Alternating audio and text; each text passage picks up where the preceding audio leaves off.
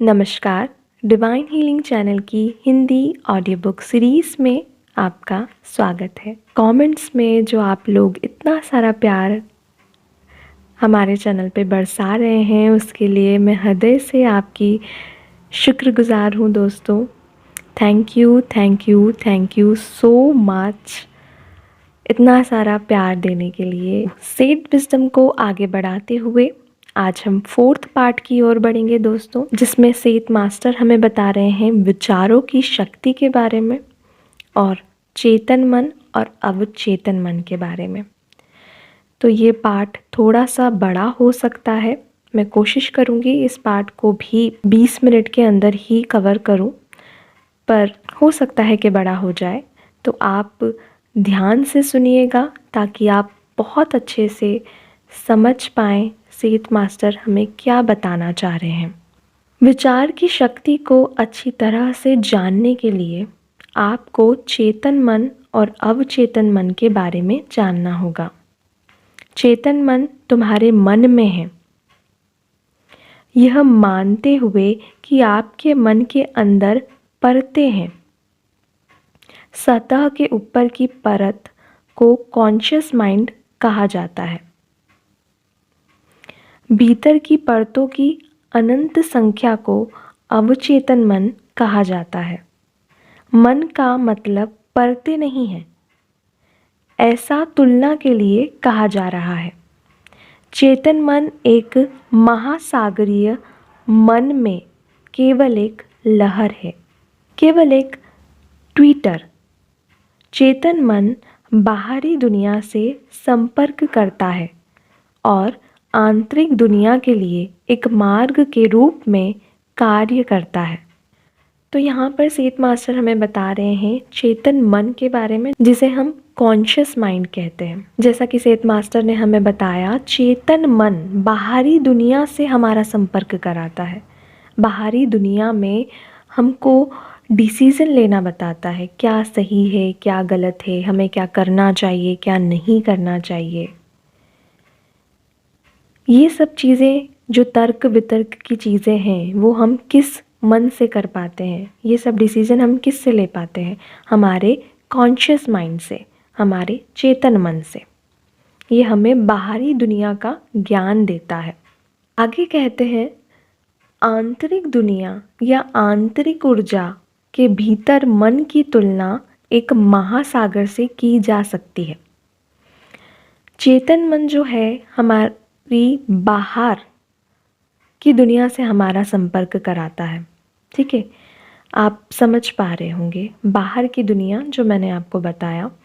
अब आंतरिक दुनिया और आंतरिक ऊर्जा जो है हमारी, उसकी तुलना यहाँ पर सेठ मास्टर ने महासागर से की है। यानी कि हमारे सबकॉन्शियस माइंड जो है हमारा, जो सतह की नीचे की परतें हैं, अनंत जो परतें हैं सतह के नीचे की, जैसा कि उन्होंने आगे बताया था, वो है महासागर, जिसे वो सबकॉन्शियस माइंड कह रहे हैं। इसे सबकॉन्शियस माइंड कहा जाता है। इसे सुपर चेतन मन के रूप में भी जाना जाता है। बेशक मन के ऐसे नाम नहीं हैं, विषय की समझ के लिए नाम तथाकथित हैं। आध्यात्म के विज्ञान को जानकर आप अवचेतन मन का उपयोग करना सीख सकते हैं। अगर हम आध्यात्म के विज्ञान को जानेंगे, स्पिरिचुअल साइंस को हम जानेंगे दोस्तों, तो हम हमारे अवचेतन मन का मतलब हमारे मन के महासागर वाला जो हिस्सा है, उसे हम उपयोग करना सीख जाएंगे। अगर हम आध्यात्म को जानेंगे तो आत्मज्ञान प्राप्त करने से पहले आपके कार्य चेतन मन के अधीन होते हैं। जब हमें आत्मज्ञान नहीं होता तो हमारे सारे जो कार्य होते हैं, दिन भर की जो हमारी दिनचर्या होती है, वो सब हम किस के ज़रिए करते हैं? हमारे चेतन मन, हमारे कॉन्शियस माइंड के ज़रिए हम करते हैं, जब हमें आत्मज्ञान नहीं होता तो। जन्म से प्राप्त समस्त ज्ञान अवचेतन मन में संचित रहता है।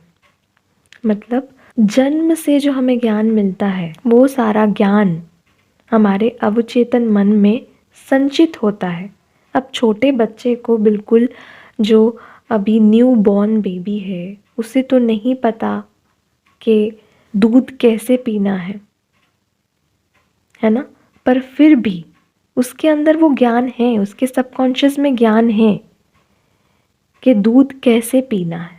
एक न्यू बॉर्न बेबी है, जब माँ अपनी छाती से लगाकर उसे दूध पिलाती है तो उसे क्या पता कि कैसे पीना है, अगर देखा जाए तो। पर वो ज्ञान प्रकृति ने हमें हमारे जन्म से हम में डाला है, हमारे सबकॉन्शियस माइंड में डाला है। आपके वंश में अनेक जन्म हुए। हमारी बात हो रही है यहाँ पर दोस्तों, हमारे वंश में अनेक जन्म हुए। अनेक कोणों से दर्शन और अनुभव प्राप्त करने के लिए यह वर्तमान का जन्म है। और ये वाला जो हमारा प्रेजेंट लाइफ का जो हमारा जन्म है वो भी और अनुभव प्राप्त करने के लिए हमने जन्म लिया है। जब आप इस जन्म क्रम, अनुभव और ज्ञान के बारे में जानने के लिए ध्यान करना शुरू करते हैं, जब हम ध्यान में उतरने लगते हैं दोस्तों, जब हम मेडिटेशन करने लगते हैं हमारे जन्म के बारे में जानने के लिए कि मैं इस दुनिया में क्यों आई हूँ, मेरे आने का क्या पर्पस है, मेरा सोल पर्पस क्या है, मुझे ये परिवार क्यों मिला, मुझे ऐसे लोग क्यों मिले, मुझे धोखा क्यों मिलता है, ये सब चीज़ें जो हमारे दिमाग में चलती रहती है भौतिक जीवन से रिलेटेड, तब हम जब ध्यान में उतरते हैं तो हम इन सब सवालों के जवाब पा पाते हैं दोस्तों। आगे सेठ मास्टर कहते हैं, तो अवचेतन मन आपके लिए उपलब्ध हो जाता है। जब हम ध्यान करना शुरू करते हैं तो हमारा अवचेतन मन जो है वो आगे उपलब्ध होता है हमारे लिए। आत्मनिरीक्षण के माध्यम से, आत्म अनुभव के माध्यम से उदात्त अवचेतन मन तक पहुंच सकते हैं। जब हम अपना आत्मनिरीक्षण करते हैं, हम अपने आप को एनालाइज करते हैं कि हम क्या कर रहे हैं हमारे जीवन में, किस सोल स्टेज पर हैं हम, क्या सीख रहे हैं हम इस ज़िंदगी में, क्या लेसन्स हमने लर्न किए हैं अभी तक। ये सब जब हम आत्मनिरीक्षण करने लगते हैं अपनी आत्मा का, तब हम अपने अवचेतन मन तक पहुंच सकते हैं दोस्तों। अब तक हमने कहा है कि यह चेतन मन समुद्र से निकलने वाली एक लहर है। ठीक है, सेठ मास्टर ने हमें सबसे पहले बताया कि हमारा जो चेतन मन है वो समुद्र से निकलने वाली सिर्फ एक लहर के बराबर है। इस चेतन मन का उपोत्पाद अहंकार है। यह अहंकार समुदाय द्वारा दी गई बुद्धि के माध्यम से बाहरी दुनिया में आपके द्वारा अर्जित ज्ञान के माध्यम से काम करता है।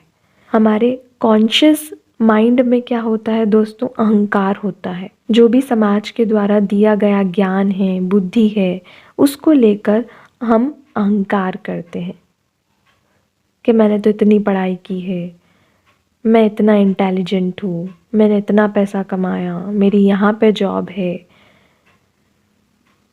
ये सब चीज़ें जो होती है हमारे जीवन में, भौतिक चीज़ों को लेकर हमारे कॉन्शियस माइंड में क्या होता है, अहंकार पैदा होता है।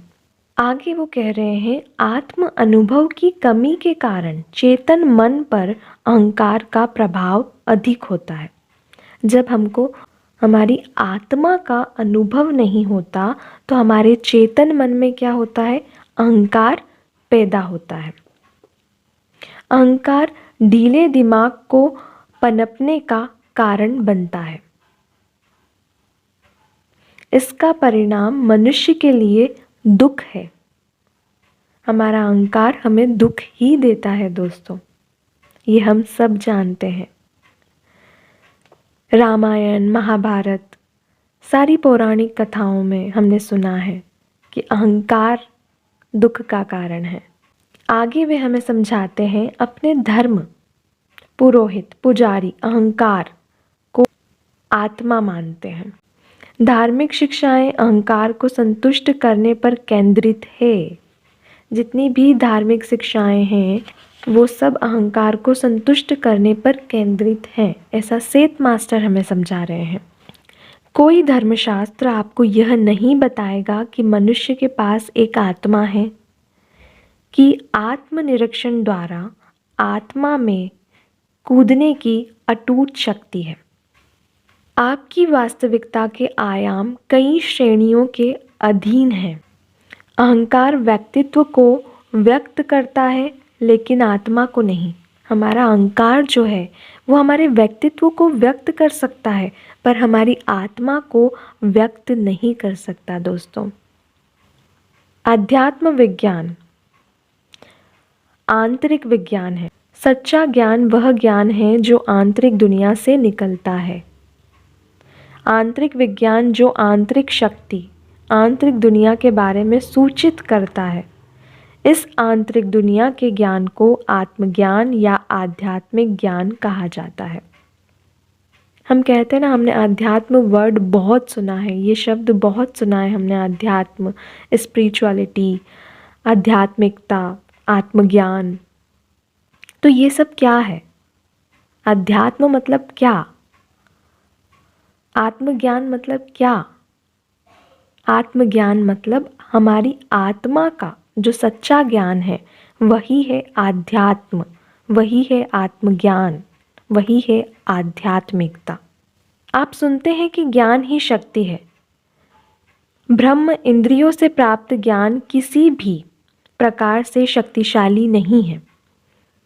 ब्रह्म इंद्रियों से प्राप्त ज्ञान को ज्ञान ही शक्ति है नहीं माना जा सकता। इंद्रियों द्वारा प्राप्त ज्ञान ही स्थायी आत्म आनंद दे सकता है। सभी धर्म आपके अंतर्ज्ञान से ज्ञान प्राप्त करने में विफल रहे हैं। इस वास्तविक ज्ञान के कारण आपकी आत्मा की अनंत शक्ति आपकी आत्मा के वास्तविक ज्ञान के विज्ञान के रूप में उपयोग में आती है। पृथ्वी पर मानव चेतना के विकास में आध्यात्मिक पूर्णता के लिए आध्यात्मिक विज्ञान आवश्यक है। अगर पृथ्वी पर मानव जाति विकास करना चाहती है, आगे बढ़ना चाहती है, ग्रो करना चाहती है, इवॉल्व होना चाहती है दोस्तों, तो हमें आध्यात्मिक पूर्णता के लिए आध्यात्मिक विज्ञान आवश्यक है। स्पिरिचुअल साइंस हमें समझना होगा। मनुष्यों को अहंकार के फ्रेम में जकड़ा जाता है और झूठी शिक्षा में धकेला जाता है। यह भौतिक दुनिया में आपकी आवश्यकताओं को कुछ हद तक पूरा कर सकता है लेकिन स्थायी आनंद प्राप्त नहीं करा सकता है। वास्तव में चेतन मन कोई वस्तु नहीं है, यह एक घटना है। हमारा जो चेतन मन है यह एक घटना है। यह हमेशा प्रकृति की तरह निरंतर परिवर्तन के अधीन है। जैसे प्रकृति में परिवर्तन होता है ना, मौसम बदलते हैं, वैसे ही हमारा चेतन मन भी परिवर्तन के अधीन है। इसमें भी बदलाव होते हैं उम्र के साथ, समय के साथ। हमारी सोच में फ़र्क आता है, हमारे नज़रिए में फ़र्क आता है। ऐसे बदलाव हमारे चेतन मन में भी आते हैं दोस्तों।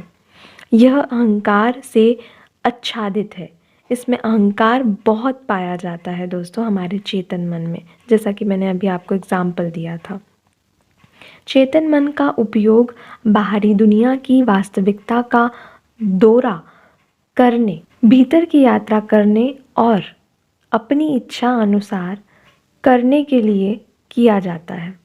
जैसी हमारी जो इच्छा होती है वो काम हम करते हैं, वैसे ही यहाँ पर सेठ मास्टर कहते हैं अभ्यास के माध्यम से आत्म अनुभव को बढ़ाकर चेतन मन को तेज किया जाता है। आत्मज्ञान की अनुपस्थिति में यह अहंकार से प्रभावित होता है। अगर हम में ज्ञान नहीं है तो हमारा चेतन मन अहंकार से प्रभावित होता है। उसमें अहंकार रहेगा, ईगो रहेगा, मैंने ये किया, ये मेरा है, ये मैंने इतना पैसा कमाया, ये सब चीज़ों में ही पड़ा रहेगा। और चेतन मन अहंकार की विश्वास प्रणाली के अनुसार काम करता है।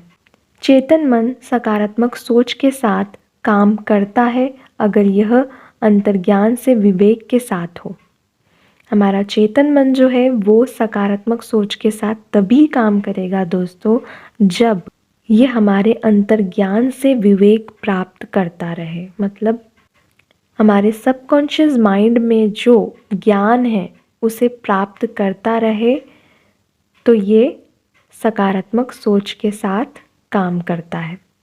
आपको चेतन मन का सही तरीके से उपयोग करना सीखना होगा। आप अभ्यास के माध्यम से इसमें महारत हासिल कर सकते हैं।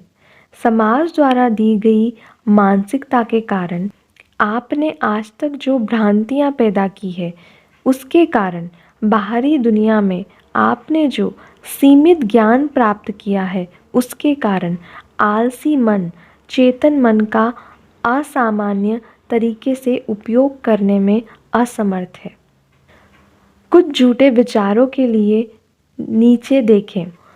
ध्यान दें कि आपका चेतन मन आपको किस प्रकार सीमा में रखता है। यहाँ पर कुछ विचार दिए गए हैं दोस्तों,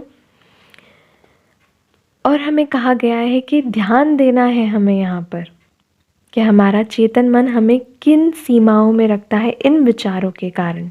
ठीक है, तो ध्यान से सुनिएगा, समझिएगा, अपने आप का निरीक्षण भी कीजिएगा दोस्तों। एनालाइज भी कीजिएगा खुद को कि आप कहाँ गलती कर रहे हैं सोचने में, समझने में। ठीक है, अब आगे बढ़ते हैं। पहला पॉइंट यहाँ पर बताया है, जीवन दयनीय है। जैसा कि हम सोचते हैं मेरी ज़िंदगी खराब है, मेरे तो जीने का कोई मतलब ही नहीं है, इस प्रकार से। दूसरा, शरीर बहुत छोटा है, इसकी कोई महिमामय शक्ति नहीं है, तन पापी है, यह शरीर पिछले जन्मों के पाप के कारण लिया गया है। मैं परिस्थितियों के सामने असहाय हूँ, मैं स्थितियों के नियंत्रण में हूँ, लेकिन मैं उसे अपने नियंत्रण में नहीं रख सकता। यह हमारी सोच है जो हमें दबाती है, हमारे उच्च ज्ञान को जो हमारे अंदर बैठा हुआ है ऑलरेडी, उसे दबाती है ये सोचें। आगे उन्होंने चौथा पॉइंट बताया है, मेरा व्यक्तित्व और व्यवहार बचपन से ही आया है, अब इसे बदलना असंभव है। मुझे अपने अतीत के किए गए कर्मों पर पछतावा है। पांचवा, मैं लाचारी में फंस गया हूँ, पिछले जन्मों में किए गए कर्म मुझे आज भी सताते हैं, मुझे उन कर्मों के परिणाम स्वरूप दंडित किया जाना चाहिए। पिछले जन्मों में मैं निर्णय लेने वाला रहा हूँ, तो अब मुझे सजा मिल रही है। ये सब हमारी सोच है जो हमारे चेतन मन में दबी हुई है दोस्तों। मानव जाति पर मेरी कोई सहमति नहीं है, हर कोई बुरा दिखता है, मुझे विश्वास नहीं है कि मेरे पास गौरवशाली शक्ति है। आगे, जो सच में जानता हूँ वह और कोई नहीं जानता, केवल हमारा समूह, यह जनजाति ही महान संत है। उम्र के साथ शरीर की ऊर्जा कम होती जाती है, बीमारी के कारण जीवन दयनीय है। ये भी कई लोग इस बारे में सोचते हैं दोस्तों, उम्र के साथ शरीर की ऊर्जा कम हो जाती है, शरीर कमज़ोर हो जाता है, बीमारियां लगने लगती हैं। ये सब हमारे चेतन मन की धारणाएं हैं और चेतन मन के ही विचार हैं दोस्तों। आगे सेठ मास्टर बताते हैं 9th पॉइंट में, मेरे पास बहुत कम रचनात्मकता है, मुझे कल्पना का उपयोग करना मुश्किल लगता है। जो कल्पना की शक्ति को नहीं पहचान पाते, अपनी जो मनुष्य को उपहार में मिली है कल्पना की शक्ति, वो लोग इस तरह की बातें करते हैं। 10वां पॉइंट, दुर्भाग्य हमेशा मुझे सताता है। 11, लालची लोग पैसा कमाते हैं, पैसा जो कमाते हैं वह आध्यात्मिक रूप से विकसित नहीं हो सकते, सुखी नहीं रह सकते। 12, मुझे हमेशा स्वास्थ्य संबंधी समस्या रहती है, मेरा शरीर इसके आदी है। 13, मैं कुछ भी नहीं कर सकता, जो मैं करना चाहता हूँ यही मेरा स्वभाव है, इसे बदलना अब संभव नहीं है। मैं मोटा हो जाऊंगा, हमारे पूर्वजों की जिन संरचना मुझे संक्रमित करती है, जो हम कहते हैं ना जेनेटिक डिसऑर्डर है, जीन्स में ही हैं, ये सब चीज़ें। लोग मुझे इतना पसंद नहीं करते, मेरा स्वभाव ऐसा है। ये पूरे 14 पॉइंट जो सेठ मास्टर ने हमें बताए हैं, ये सारे हमारे चेतन मन के विचार हैं दोस्तों। स्वयं के ऐसे अवास्तविक विचार आज मानव जाति में जीवन के अनुभव का एक बड़ा प्रतिशत प्राप्त कर रहे हैं। आपके द्वारा बनाए गए विश्वास और विचार आपके जीवन में प्रवेश कर रहे हैं। जो हम सोचते हैं वही हम आकर्षित करते हैं दोस्तों। तो जैसा हम सोचेंगे वही हमारी क्या बन जाएगा, रियलिटी बन जाएगा, हमारे जीवन में प्रकट हो जाएगा। तो इस पॉइंट से एक बात याद दिलाना चाहूँगी, अपने विचारों पर खास ध्यान दें। जैसा आप सोचते हैं वैसा ही आप पाते हैं दोस्तों। यदि आप कोई बीज बोते हैं तो उसका परिणाम प्राप्त करते हैं। जैसा आप बोओगे वैसा ही काटोगे। समय समय पर अपने विचारों और विश्वासों को समायोजित करते रहें। उन्हें देखते रहें कि मैं कहीं गलत तो नहीं सोच रही हूँ, क्या मैं सही हूँ, क्या मैं सही विचार यूनिवर्स में भेज रही हूँ। क्योंकि आप सीमित आत्मज्ञान के कारण आत्मा की अनंत शक्ति को नहीं जानते, क्योंकि आप चेतना की गतिशीलता को नहीं जानते, इसलिए आपको गलतफहमियां हैं। जब तक आपके पास आईने में धूल की तरह सीमित ज्ञान है, तब तक झूठे विश्वास आपको सताते रहेंगे। जैसे जैसे आत्म जागरूकता बढ़ती है, उन्हें हटाना दर्पण पर धूल हटाने जैसा हो जाता है। इन भ्रांतियों के बंधन में फंसे आपके लिए खुशी कहाँ है, स्वास्थ्य कहाँ है, आज़ादी कहाँ है। जैसे जैसे आपके ज्ञान का दायरा, आपके आत्म अनुभवों का दायरा बढ़ता है, एक के बाद एक बंधन आते और जाते हैं। स्वतंत्रता और सुख की इस सीमा का विस्तार हो रहा है। जैसे जैसे आपकी चेतना, ज्ञान और अनुभव बढ़ता है, वैसे वैसे चेतन मन का उपयोग करने की क्षमता भी बढ़ती है। इसके आगे भी दोस्तों हम अगले वीडियो में चेतन मन के बारे में, अवचेतन मन के बारे में ही जानेंगे। सेठ मास्टर हमें और चेतन और अवचेतन मन के बारे में आगे बहुत कुछ बताते हैं। ये जो रिकॉर्डिंग है दोस्तों इस पैराग्राफ की, इसे आप बार बार रिपीट कीजिएगा, बार बार सुनिएगा, ताकि आप इसे बहुत डीप तरीके से समझ पाएँ। बहुत गहरी बातें हैं इस रिकॉर्डिंग में दोस्तों। जब आप बार बार सुनेंगे, जब आपकी ये बार बार कानों में पड़ेंगी, तभी आपको समझ में आएंगी। एक बार सुनने से समझ में नहीं आएगा कुछ भी। इसलिए मैं आपसे रिक्वेस्ट करती हूँ कि इस रिकॉर्डिंग को आप रिपीट ज़रूर कीजिएगा। ये बहुत गहरा ज्ञान है दोस्तों, आसानी से समझ में आने वाला ज्ञान नहीं है। इसके साथ साथ आपसे एक रिक्वेस्ट और है मेरी कि अपने ध्यान की प्रैक्टिस को और बढ़ाइए, मेडिटेशन कंटिन्यू कीजिए दोस्तों, क्योंकि सेठ मास्टर की जो विजडम है दोस्तों, इसका बहुत हाई लेवल विजडम है। यह आसानी से हमें समझ नहीं आ सकता। हमें अपनी वाइब्रेशन बढ़ानी होगी इस विजडम को समझने के लिए। और वाइब्रेशन किस से बढ़ेगी? ध्यान से बढ़ेगी। जब हम ध्यान में बैठेंगे, ध्यान करेंगे, तो ध्यान करते करते हमारी वाइब्रेशन बढ़ेगी और हम इस बुक को, सेठ मास्टर के विजडम को अच्छे से हमारे जीवन में उतार पाएंगे। जब ये बुक मेरे हाथ में आई थी दोस्तों, तो पहली बार में मैं खुद इस बुक को नहीं समझ पाई थी।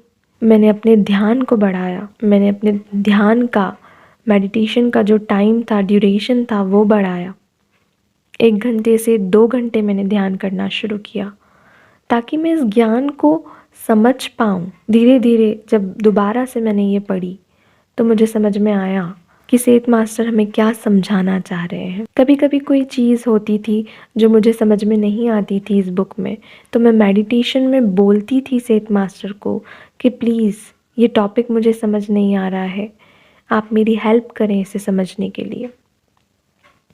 और फिर मेडिटेशन करती थी, और फिर मेडिटेशन के बाद वापस से मैं पढ़ती थी तो वो टॉपिक मुझे समझ आ जाता था।